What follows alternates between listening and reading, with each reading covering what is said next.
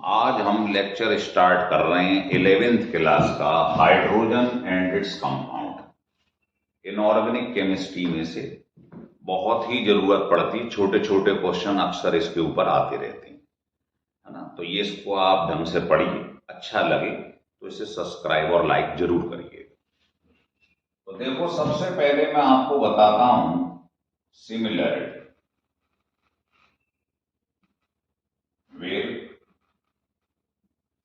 Alkali metal से इनकी क्या सिमिलरिटी, फिर मैं आपको बताऊंगा इनके डिफरेंस क्या है एल्कली मेटल से।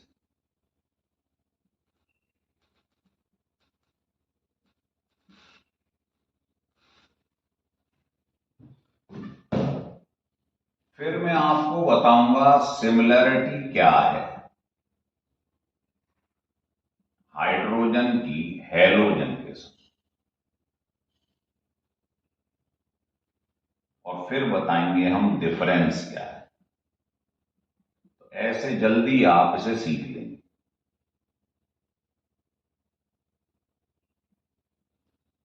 ठीक, चलिए। तो बेटा, इसमें सिमिलरिटी क्या है पहले इस पे चर्चा कर ली। तो पहला है इलेक्ट्रॉनिक कॉन्फ़िगरेशन। देखिए, हाइड्रोजन और हैलोजन, आपने देखा इसका एटॉमिक नंबर 1 है, इसका 17, है ना। तो आप देखेंगे इसके बाहर, सॉरी इसमें हैलोजन नहीं, पहले एल्कली मेटल चाहिए, सोडियम दे। तो इसका कॉन्फ़िगरेशन करो तो बाहर एक आ रहा है, इसका करो तो इसमें भी आउटर मोस्ट में 1 आ रहा है। तो दोनों के आउटर मोस्ट शेल में एक इलेक्ट्रॉन आता है, ये सिमिलरिटी। दूसरी सिमिलरिटी क्या है कि अगर आप ऑक्सीडेशन स्टेट देखें, देखिए ये H है, ये N है ना। तो आपको मालूम है इसका ऑक्सीडेशन स्टेट क्या होता है, 1, इसका भी 1 होता है ना। तोड़ लो, कोई कंपाउंड तोड़ लो, जैसे HCl, NaCl, तो आप देख रहे हो H का ऑक्सीडेशन 1 है और एल्कली मेटल का भी 1 है। एक लिखना चाहें तो और सिमिलरिटी लिख सकते हैं, वो ये है कि अगर आप HCl को ले लें और एल्कली मेटल के भी सॉल्ट को ले लें और इनकी इलेक्ट्रोलिसिस करा दें, इलेक्ट्रोलिसिस, तो क्या होगा, आपको हाइड्रोजन और क्लोरीन मिल जाएगी और इसमें ये मिल जाएगी। तो आपको मालूम है कैथोड कैसा होता है, नेगेटिव, तो उस पर पॉजिटिव चला जाएगा। तो ये इसमें इलेक्ट्रोलिसिस कराने पर कैथोड पे हाइड्रोजन मिल रही है, इसकी इलेक्ट्रोलिसिस कराने पर कैथोड पे एल्कली मेटल मिल रहा है। मतलब कैथोड पे दोनों मिलते हैं, हाइड्रोजन और एल्कली मेटल। तो ये तो 3 सिमिलरिटी थी। अब सवाल है डिफरेंसेस के अंदर। तो पहला देखिए एटॉमिसिटी, बताइए हाइड्रोजन डाई एटॉमिक होता है, 2 एटम से मिलकर बना, जबकि जो एल्कली मेटल है वो एक एटम होता है, मोनो एटॉमिक। तो ये मोनो एटॉमिक है, ये डाई एटॉमिक। आ रहा समझ, लेकिन तो ये पहला डिफरेंस है। दूसरा लिखिए,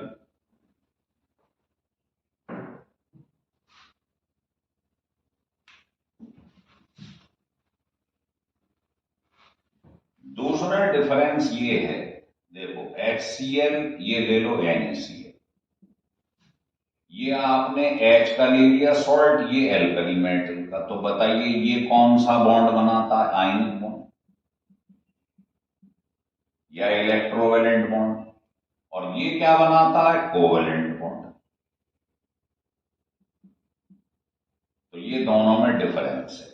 इसका सॉल्ट जो होता है हाइड्रोजन का, वो कोवेलेंट बॉन्ड बनाता है, एल्कली मेटल का सॉल्ट इलेक्ट्रोवेलेंट या आयनिक बॉन्ड बनाता है। तीसरा आप ये ले सकते हो इनका ऑक्साइड, हाइड्रोजन का ऑक्साइड और एल्कली मेटल का ऑक्साइड।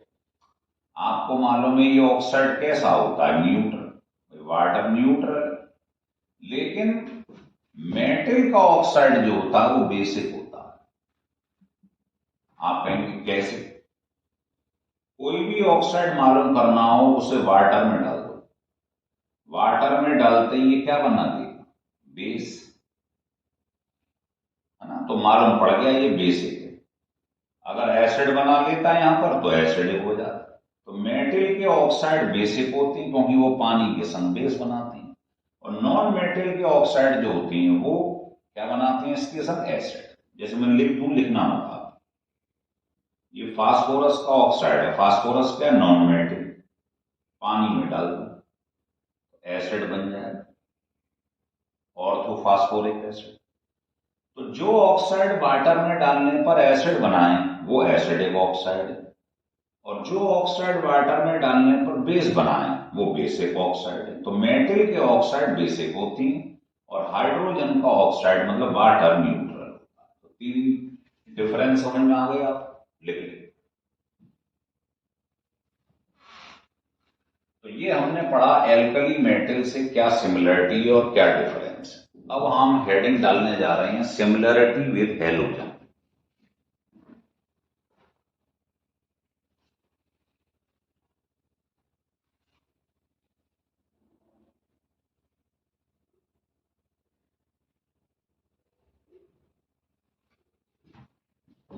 यहीं पे लिखते हैं, देखो पहला पहला वो ये दोनों में सेम है इलेक्ट्रॉनिक कॉन्फ़िगरेशन। देखिए हाइड्रोजन और हेलोजन को देखिए, ये क्या है, इसका एटॉमिक नंबर 7। इसका जब आप कॉन्फ़िगरेशन करेंगे ये आएगा, और इसका करेंगे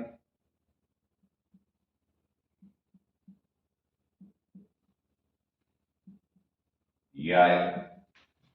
तो बताइए पी वाले सब शेल में कितने इलेक्ट्रॉन फिल हो सकते हैं, 6। तो इसके वो जरूरत है एक इलेक्ट्रॉन लेने की, इसका जो है क्या हो जाए, स्टेबल हो जाए, है ना, फुलफिल्ड हो जाए। और ये भी चाहेगा मैं एक इलेक्ट्रॉन ले लूं और अपना डुप्लेट कंप्लीट कर दूं। तो दोनों की रिक्वायरमेंट क्या, एक इलेक्ट्रॉन लेने की। तो ये सिमिलरिटी है दोनों के अंदर कि दोनों एक इलेक्ट्रॉन लेना चाहते हैं। लिख लीजिए।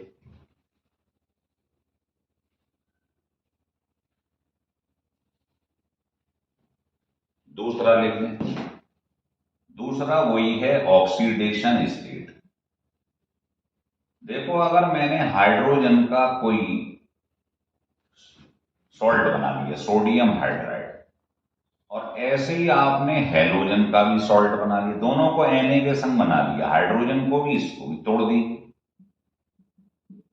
तो बताइए इस केस में हाइड्रोजन का ऑक्सीडेशन स्टेट क्या है, -1, और हेलोजन का क्या है, -1। तो हाइड्रोजन का और हेलोजन का ऑक्सीडेशन स्टेट क्या है, दोनों का सेम है, -1। समझ में आ रहा है। और तीसरी सिमिलरिटी क्या है, अगर सिमिलरिटी की चर्चा करें, तीसरा है एटॉमिसिटी।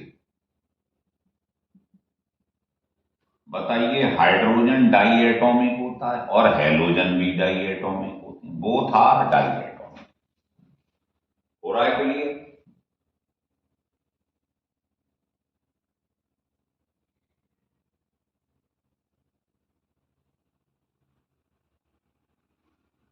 चलिए अब इधर लिख लेते, डिफरेंस विद हेलोजन। तो हेलोजन के संग डिफरेंस क्या है, पहला ले लीजिए आप, प्रेजेंस ऑफ लोन पेयर।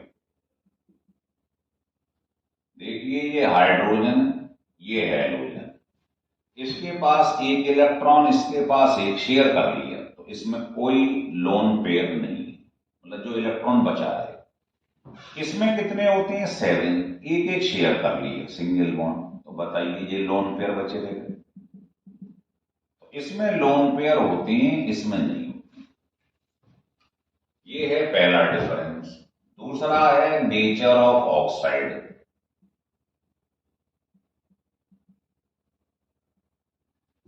देखिए ये हाइड्रोजन का ऑक्साइड है और मान लो ये हेलोजन का ऑक्साइड है, तो मालूम है वाटर क्या होता है, न्यूट्रल। और नॉन मेटल का ऑक्साइड अभी मैंने बताया था कैसा होता है, एसिडिक। नॉन मेटल का ऑक्साइड एसिडिक और मेटल का ऑक्साइड जो होता है वो बेसिक होता है। चेक करना हो कर लो, पानी में डाल दो इसे तो परक्लोरिक एसिड बन गया। तो ये एसिड बन गया तो ये मालूम पड़ गया ये ऑक्साइड एसिड है। तो डिफरेंस समझ में आ रहा है दोनों में, लिख लीजिए।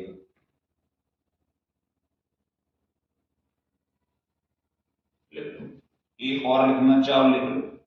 देखो आपको मालूम है ये भी हाइड्राइड बना रहा है और ये क्या बना रहा है, ये भी हाइड्राइड बना लेता है, हेलोजन है जो। लेकिन जो हाइड्राइड फॉर्मेशन होती है वो H के अंदर कम होती है, ये ध्यान रखिएगा। लिख लो, यहां लिख लो, द हाइड्राइड फॉर्मेशन, हाइड्राइड क्या होता है, H माइनस। तो H जो H माइनस बनाता है, देखो H है, इसने क्या करा, एक इलेक्ट्रॉन लिया, क्योंकि बाहर एक था तो सोचा डुप्लेट पूरा कर लें, एक इलेक्ट्रॉन लिया। जबकि हेलोजन क्या करता है, वो भी इलेक्ट्रॉन लेता, उसके बाहर 5 है, उसने भी इलेक्ट्रॉन लिए। तो जो हाइड्राइड बनाने की टेंडेंसी होती है हाइड्रोजन के अंदर वो कम होती है, जबकि हेलोजन में ये जो बना रहा है आयन, इसकी प्रोबेबिलिटी ज्यादा है। क्यों, देखिए H जो होता है वो इलेक्ट्रॉन लेके डुप्लेट बनाएगा और ये इलेक्ट्रॉन ले लेगा तो इसके बाहर कितने हो जाएंगे, 8। ये ऑक्टेट कंप्लीट करेगा। ऑक्टेट वाला ज्यादा स्टेबल होता है डुप्लेट वाले से। तो hydride formation by hydrogen atom is less than chloride formation. समझ में आ गई बात नहीं, लिख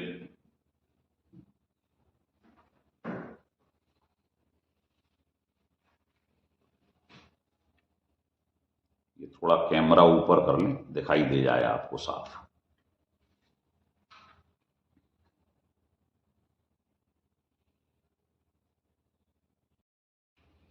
आ गया यहां तक। अब आपको मैं बताता हूं आइसोटोप्स कौन कौन से होती है। लिख लो आइसोटोप्स, आइसोटोप्स। तो हाइड्रोजन के 3 आइसोटोप होते हैं, आप जानते हैं।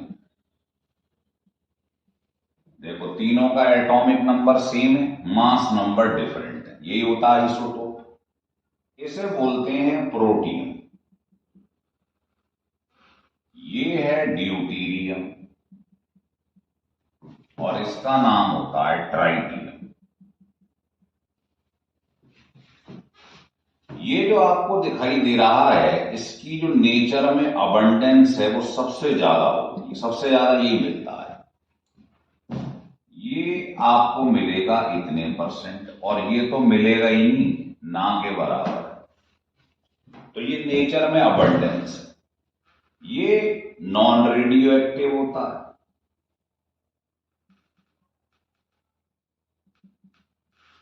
ये भी नॉन रेडियो एक्टिव होता है, लेकिन ये रेडियो एक्टिव होता है।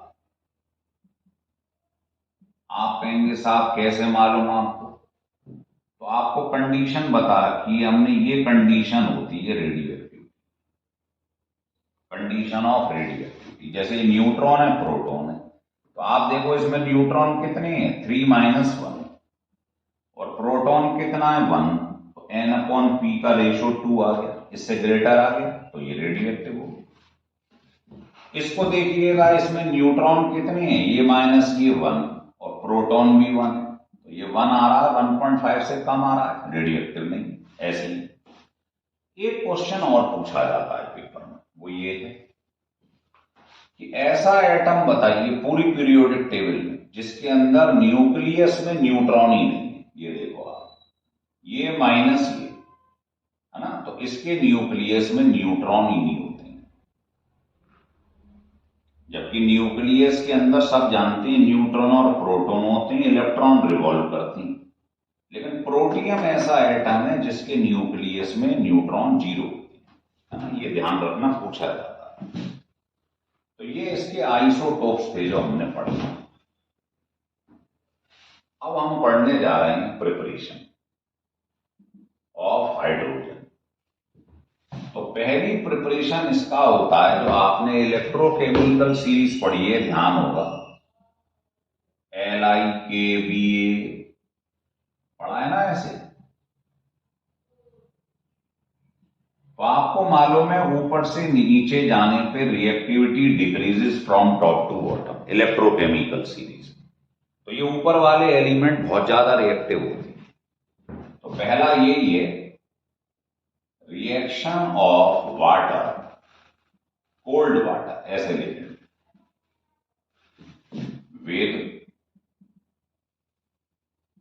मोर रिएक्टिव एलिमेंट या मेटल, इससे रिएक्शन कराने जा रहे हैं। तो आपने क्या करा, जैसे सोडियम है, पोटेशियम है, इसका रिएक्शन कोल्ड वाटर पे करवा दिया। तो क्या करता है, ये मेटल अपना हाइड्रोक्साइड बना देता एलॉन्ग विद हाइड्रोजन, ऐसे ही। अब ध्यान रखना, ये रिएक्शन जो होता है बड़ा विग्रस होता है, मतलब बहुत तीव्र गति से होता है और एक्सोथर्मिक होता है, लॉट ऑफ हीट बाहर निकलती है। अब हाइड्रोजन होती है कंबस्टेबल, ये कंबस्टेबल होती है, आग पकड़ लेगी। तो जब इसमें हीट निकलेगी तो ये आग पकड़ लेगा। तो इससे बचने के लिए हम क्या करते हैं, इन मेटल्स का अमलगम बना लेते हैं, जैसे sodium amalgam, potassium amalgam, mercury के संग। तो जैसे मान लीजिए सोडियम का सरफेस है, मरकरी क्या होता है, लिक्विड, तो इसके संग इसकी रैपिंग कर देते हैं। तो ज्यादातर एरिया जो होता है मरकरी इसका ढक लेता है, मान लो ये ढक लिया, तो ये थोड़ा सा एरिया बच गया है। तो वाटर को रिएक्शन करने के लिए थोड़ी सी ही जगह मिलती है, तो रिएक्शन जो है वो स्लो हो जाता है, ये ध्यान रखना। तो अमलगम बनाना पड़ता है, उसका रिएक्शन कराइए वाटर पे, तो रिएक्शन होगा, हीट कम निकलेगी और रिएक्शन विग्रस नहीं होगा, स्लो। क्यों, समझा दिया है मैंने कि अगर आप अमलगम बनाएंगे तो मैक्सिमम सरफेस एरिया जो है वो अमलगम मतलब मरकरी ढक लेगा। तो जो एक्सपोज्ड एरिया है थोड़ा सा जो दिख रहा है बिना मरकरी के, उसी का रिएक्शन वाटर पे होगा, तो ये रिएक्शन जो है वो स्लो हो जाएगा। लिख लीजिए, देखो समझ लिया। अब ये मैंने लिख दिया है, ये रिएक्शन जो होता है बड़ा विग्रस होता है और एक्सोथर्मिक होता है। विग्रस मतलब तीव्र गति से। तो हाइड्रोजन जो इवॉल्व हो रही है वो कंबस्टेबल होती है, वो आग पकड़ लेगी, so that hydrogen evolve catches fire. तो इससे बचने के लिए, in order to slow down the reaction, हम चाहते हैं ये रिएक्शन स्लो, फास्ट ना हो, ज्यादा हीट ना बने, है ना। तो इसको विग्रस होने से बचाना है कि तेज ना हो। तो हम क्या करते हैं, इसमें अमलगम ऑफ दीज मेटल, जैसे सोडियम अमलगम बताया, पोटेशियम अमलगम, मरकरी के संग, आर जनरली यूज्ड, किसके संग अमलगम बनाते हैं, मरकरी के संग। In these amalgam only a small surface of the metal. तो अभी आपको बताया था मैंने, जैसे ये सोडियम, तो अमलगम बनाओगे मरकरी के संग तो वो इसकी जो सरफेस है वो सब ढक लेगी, आपको केवल थोड़ा सा जगह दिखाई देगी जो वाटर से रिएक्शन कर पाए। तो in the amalgam only a small surface of the metal is exposed, metal का बस कुछ ही एरिया जो आपको एक्सपोज होगा, दिखाई देगा टू वाटर, है ना, वाटर के संग रिएक्शन करने के लिए। तो therefore the reaction is slow, तो रिएक्शन स्लो होता है। तो इस लैंग्वेज को आप लिख लो, ये लिखनी पड़ेगी, पेपर में करा जाए।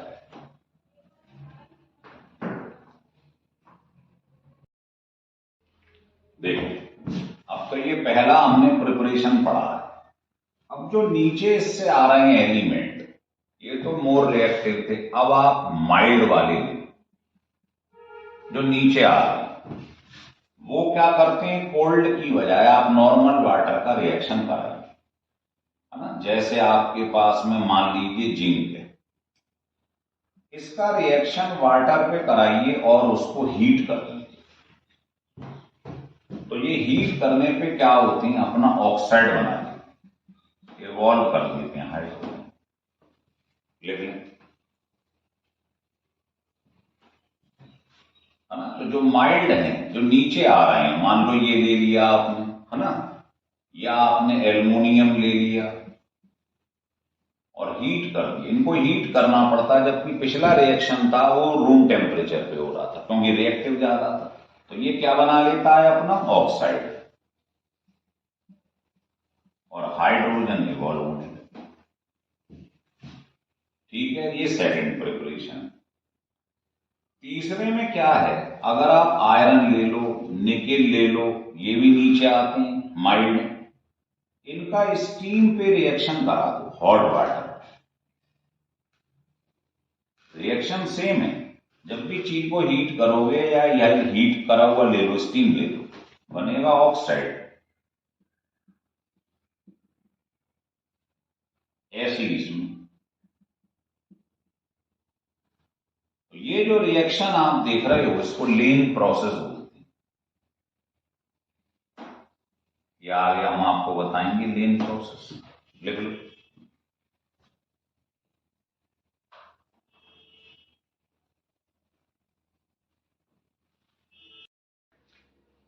अब दो प्रिपरेशन बता दी, इसके बाद नेक्स्ट प्रिपरेशन देखिए एल्कली का रिएक्शन मेटल पे कराना है। तो जैसे आपने मान लीजिए कोई भी एल्कली ले लिया, एल्कली ले लिया कोई,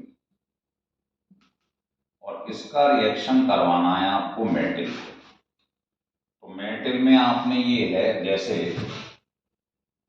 बेरिलियम ले लिया, एल्यूमिनियम ले लिया, टिन ले लिया, और आपने इसका रिएक्शन करवा दिया, तो क्या होगा, ये अपना सॉल्ट बना देगा।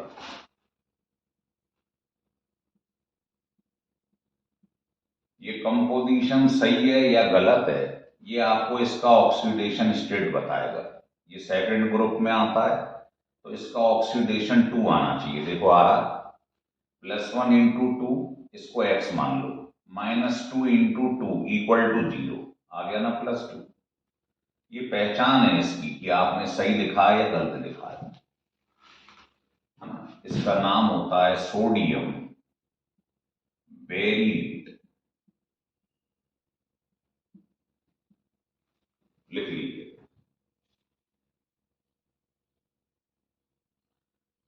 ठीक है, अब आपने इसका रिएक्शन करा दिया, तो इसका रिएक्शन सिंपली इससे हो नहीं पड़ता, इसको डाइल्यूट करना पड़ता है, ऐसे इस केस में।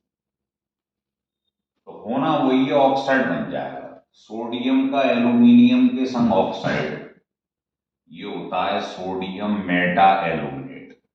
देखो एल्युमिनियम का ऑक्सीडेशन स्टेट होता है 3, तो चेक करो यहां 3 आ रहा, +1 + x मान लो, -2 इंटू 2 इक्वल टू 0, आ रहा है ना +2। तो इसका नाम है, ये रिएक्शन पेपर में कई बार आ चुका है, सोडियम मेटा एल्यूमिनेट, और सब में हाइड्रोजन निकलती, तो ये हाइड्रोजन की प्रिपरेशन है। ऐसी टिन की वैलेंसी होती है 4, तो आप इसका रिएक्शन करवा दीजिए, तो ये बन जाएगा सोडियम स्टेनेट। तो ये नाम आपको याद रखने पड़ेंगे बस। ये रिएक्शन बहुत इंपॉर्टेंट है, ध्यान रखिए, खासकर ये बीच वाला रिएक्शन। नेक्स्ट प्रिपरेशन है by the electrolysis of water. देखो आपको मालूम है, जो प्योर वाटर होता है वो बेड कंडक्टर होता है, तो उसकी तो इलेक्ट्रोलिसिस होगी। प्योर वाटर जो है ये होता है bad conductor of of electricity. इसलिए इसकी इलेक्ट्रोलिसिस नहीं होगी। लिख लो, so that electrolysis not occur. तो आप ये चाहते हो कि इसकी इलेक्ट्रोलिसिस हो, तो आपको क्या करना पड़ेगा, इसके अंदर एसिड या बेस मिलाना पड़ेगा। तो ये क्या हो जाता है, गुड कंडक्टर हो जाता है। ऑन एडिंग एसिड और base in pure water, it behave as a good conductor of electricity। तो अगर आप इसमें एसिड या बेस मिला देते हो तो ये हो जाता है गुड कंडक्टर। अब आप इसकी इलेक्ट्रोलिसिस करा सकते हैं। कैसे? ये आपने क्या करा, वाटर की इलेक्ट्रोलिसिस करवाई, है ना। इसमें एसिड या बेस मिला दी तो ये आइंस में ब्रेक हो जाएगा। अब कैथोड कैसा होता है, नेगेटिव, तो उस पर तो एच आइन चला जाएगा। एनोड होता है पॉजिटिव, तो उस पर ये चला जाएगा। ये लिख लो, फिर मैं इसको पूरा समझाता हूं आपको।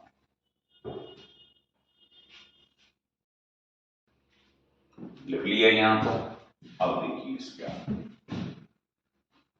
तो ये जो आपने इसकी इलेक्ट्रोलिसिस करवाई है, इसमें कैथोड पर क्या होता है और एनोड पे क्या होता है।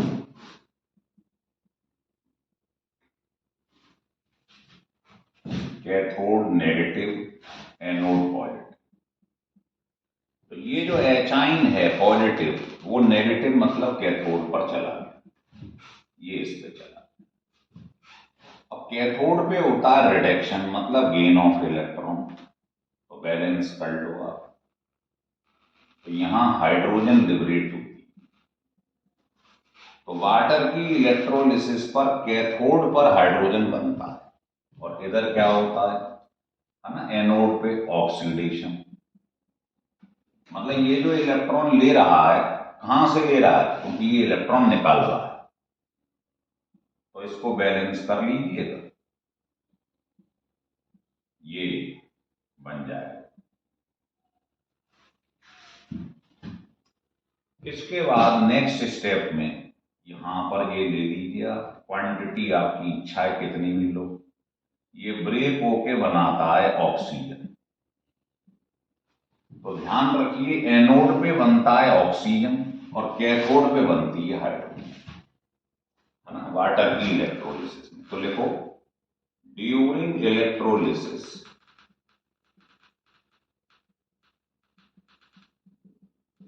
हाइड्रोजन इज obtained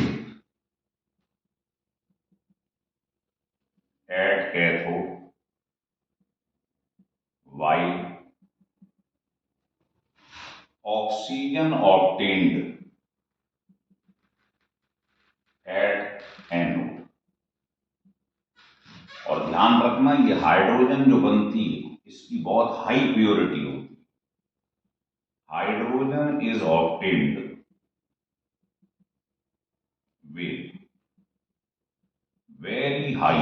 तो अगर कभी भी आपको बहुत प्योर बनानी हो हाइड्रोजन, तो इसी मेथड से बनाना, वेरी हाई प्योरिटी। तो ये बड़ा इंपॉर्टेंट मेथड है, ध्यान रख लेना, इलेक्ट्रोलिसिस ऑफ वाटर। खासकर ये ध्यान रखना कि प्योर वाटर बेड कंडक्टर होता है, उसकी इलेक्ट्रिसिटी नहीं होती, इसलिए उसमें एसिड बेस मिलाओगे तो वो क्या हो जाएगा, गुड कंडक्टर। उसकी इलेक्ट्रोलिसिस होगी, तो कैसे होगी वो दिखा दिया। कैथोड पे हाइड्रोजन मिल रहा है और एनोड पे ऑक्सीजन मिल रहा है। ठीक है, लिखिए। नेक्स्ट प्रिपरेशन है, आपने पढ़ा है इलेक्ट्रोकेमिकल सीरीज में, by the action of acid, strong acid on metal. और मेटल भी कौन से, जो ज्यादा रिएक्टिव हो, इलेक्ट्रोकेमिकल सीरीज में ऊपर आती हूं, जैसे जिंक है, FeA, इनका रिएक्शन स्ट्रॉन्ग एसिड पे करवा दीजिए। तो आपने पढ़ा है क्या बना लेते हैं, ये salt and hydrogen, salt and hydrogen.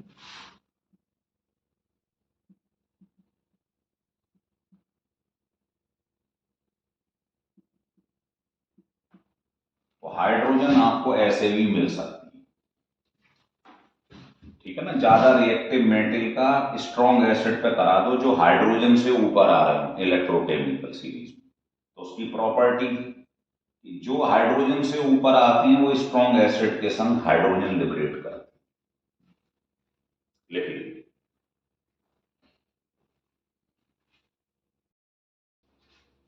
अब हम देखेंगे इसकी लैब प्रिपरेशन। तो लैब प्रिपरेशन वही है जो ऊपर लिखी है आपने, लेकिन इसमें आदमी को एक आध प्रिकॉशन लेनी पड़ेगी। एक तो जो जिंक लेती हैं वो ग्रेनुलेटेड फॉर्म में लेती है ना। ये बन गया जिंक सल्फेट प्लस हाइड्रोजन, तो ये हाइड्रोजन की लैब प्रिपरेशन है। लेकिन इसमें ध्यान रखना है कि डाइल्यूट लेना है। कंसंट्रेटेड ले लूंगा तो क्या होगा, अभी बताता हूं। अगर आप प्योर जिंक ले लोगे तो क्या होगा, वो मैं बताता हूं आपको। तो पहले ये लिख लो, फिर हेडिंग डाल लो, प्रिकॉशंस क्या रखनी है आपको।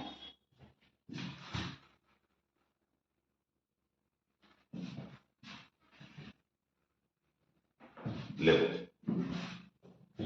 नोट करके लिख लीजिएगा।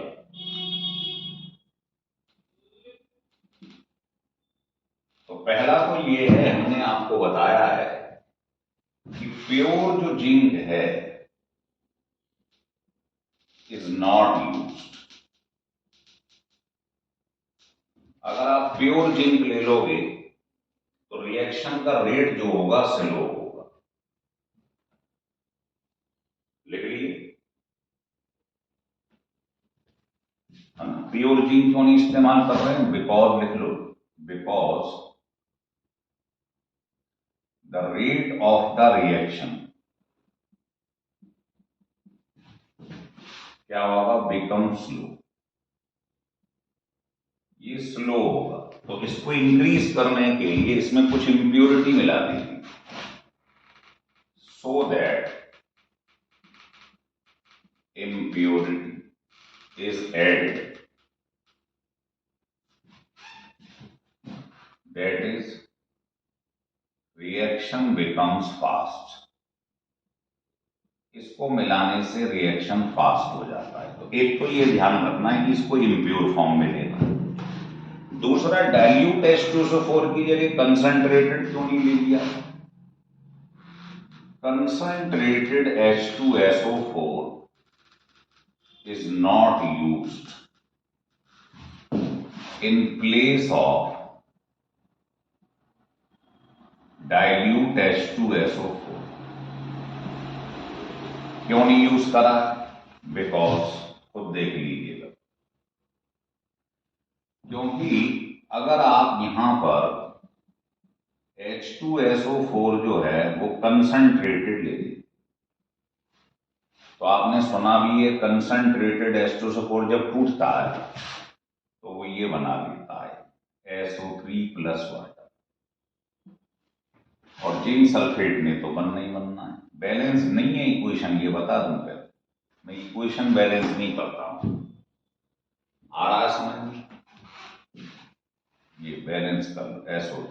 तो ये ध्यान रख लो, इस रिएक्शन में आपको कहीं भी हाइड्रोजन बनती हुई नहीं दिखाई देगी।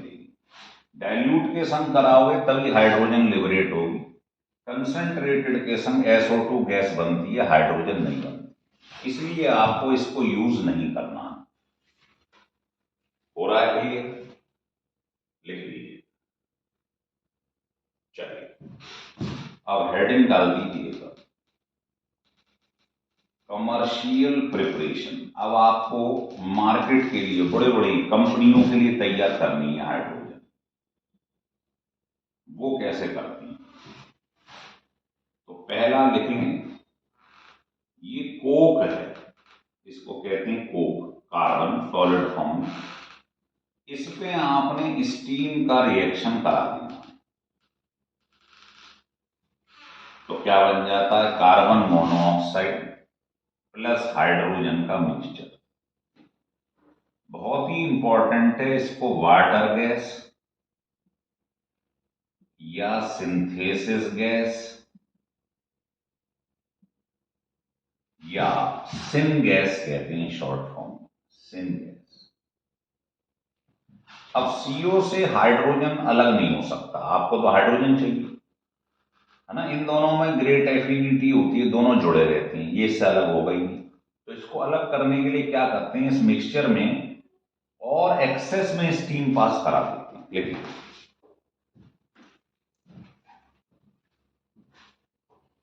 आप क्या करेंगे, ये जो मिक्सचर बना है आपके पास वाटर गैस का, इसमें एक्सेस में स्टीम और पास करा। तो जैसे ही आप इसको पास कराएंगे, और प्रेजेंस किसकी लेंगे, कैटेलिस्ट जरूर याद रखना है, आयरन क्रोमेट, ये कैटेलिस्ट।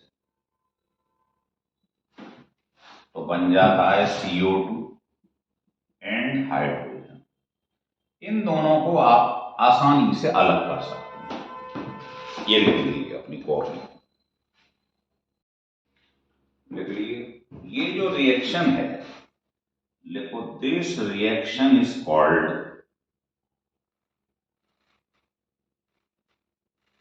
Water gas. ये वाटर गैस है, आपने इसको शिफ्ट कर दिया इस साइड में, तो वाटर गैस शिफ्ट रिएक्शन कहते हैं। ये कई दफा पूछा गया ये रिएक्शन शॉर्ट नोट्स में, तो इसको लिखिए। अब आप हाइड्रोजन से CO2 कैसे अलग करेंगे, तो उसके लिए क्या करते हैं, सोडियम आर्सेनाइड का सॉल्यूशन ले लेते हैं, उससे स्क्रब कर लेते हैं इसको, तो ये अलग हो जाता है। तो लिख लो, इस लाइन को भी लिख लो, the CO2 thus produced, जो CO2 बनी है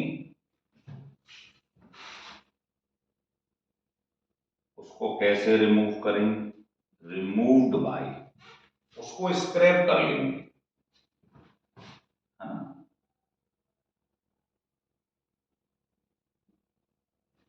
किससे कर लेंगे, याद रखना, सोडियम आर्सेनाइड, इस सॉल्यूशन से हम इसको स्क्रब कर लेते हैं, अलग कर देते हैं, है ना। खुर्च के, स्क्रब तो जानती हैं, गैस के खुर्च के अलग कर लेते हैं हाइड्रोजन से CO2।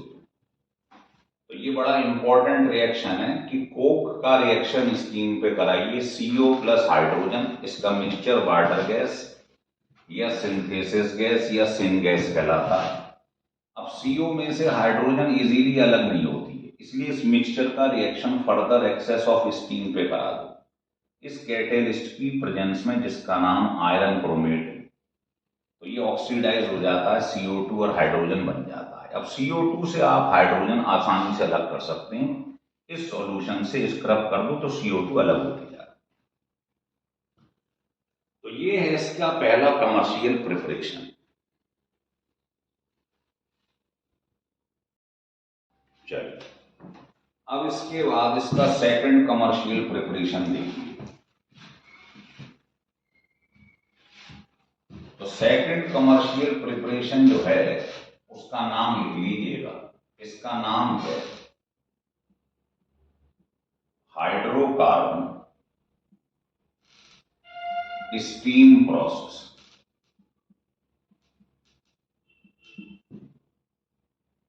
इसमें क्या करते हैं, ये आपने मान लो हाइड्रोकार्बन ले लिया, एल्केन ले लिया और इसमें स्टीम पास करा दी,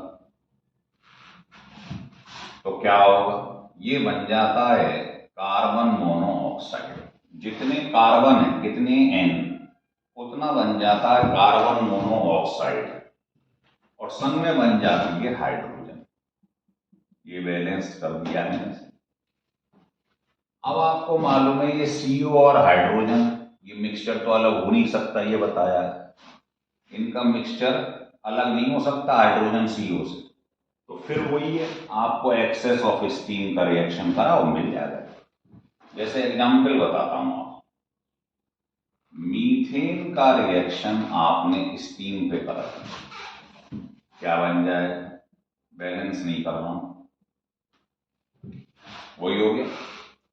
इसके बाद ये इससे अलग हो नहीं सकता है वाटर गैस है, तो वही रिएक्शन सेम है कि नहीं।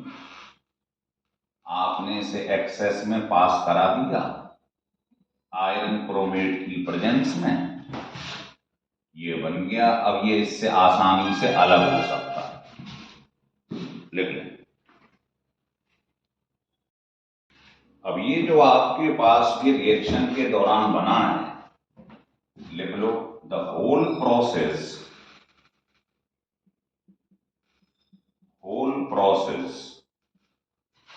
For obtaining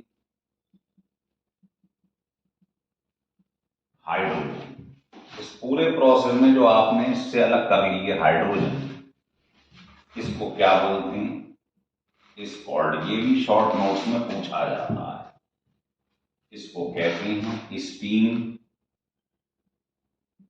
reforming process.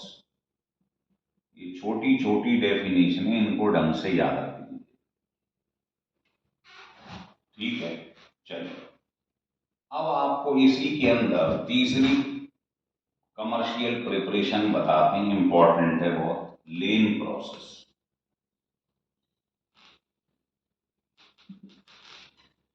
ये मैंने आपको पहले भी बताई थी, आपको याद आ रहा होगा लेन प्रोसेस में क्या होता है। लेन प्रोसेस के अंदर हमने क्या करा था कि आयरन का रिएक्शन स्टीम पे करा दिया, है ना, लिख लो, देखो, इट अकर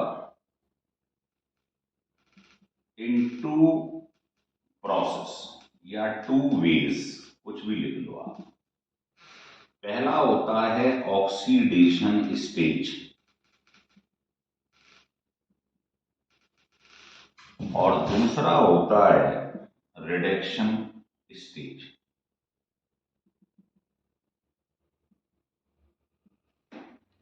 ऑक्सीडेशन स्टेज में क्या होता है, जो आयरन है या निकेल है वो स्टीम से रिएक्शन करता है। ध्यान आ रहा है आपको, पहले भी बताया था आपको ये। तो ये क्या करता है, इसके संग अपना ऑक्साइड बना देता है। आपने इलेक्ट्रोकेमिकल सीरीज में भी पढ़ा है कि जो हाइड्रोजन से ऊपर एलिमेंट आते हैं वो स्टीम के संग क्या करते हैं, अपना ऑक्साइड बनाते हैं और हाइड्रोजन डिस्प्लेस कर देते हैं, ठीक है। अब ये जो तुम्हारे पास में ऑक्साइड बना है, इससे हम फर्दर आयरन बना लेते हैं, जिससे रिएक्शन साइकिल में चलता रहे। तो इससे कैसे आप आयरन निकालेंगे, तो इसमें से ऑक्सीजन निकालना पड़ेगा, तो रिडक्शन करवा दो। तो जो Fe3O4 बना है उसका रिएक्शन वाटर गैस पे करवा दो, CO पे करवा दो या हाइड्रोजन पे करा दो, क्या कहते हैं इसे, वाटर गैस। तो इसमें से आयरन अलग हो जाएगा, आयरन अलग हो जाएगा और इसको आप दोबारा से यूज कर सकते हैं, रिसाइकलिंग प्रोसेस में यूज कर सकते हैं। आ रहा है समझ में, इसको बोलते हैं लेन प्रोसेस। तो ये हमारे तीनों कमर्शियल प्रोसेस खत्म हो गए। अब नेक्स्ट वीडियो में हम पढ़ेंगे इसकी केमिकल प्रॉपर्टी, फिजिकल प्रॉपर्टी। तो अगर ये वीडियो आपको पसंद आए, जो लेक्चर नंबर 1 है ना, तो आप इसको सब्सक्राइब और लाइक जरूर करिए। मैंने आपको पहले ही बता दिया है, सब्सक्राइब जरूरी है जिससे बाकी वीडियो आपके पास पहुंच पाए। लाइक आपकी इच्छा पे डिपेंड करता है, अगर वीडियो आपके दिल को छुए तो लाइक जरूर करिए, नहीं करे तो कोई बात नहीं, है ना, लेकिन सब्सक्राइब जरूरी है। लेकिन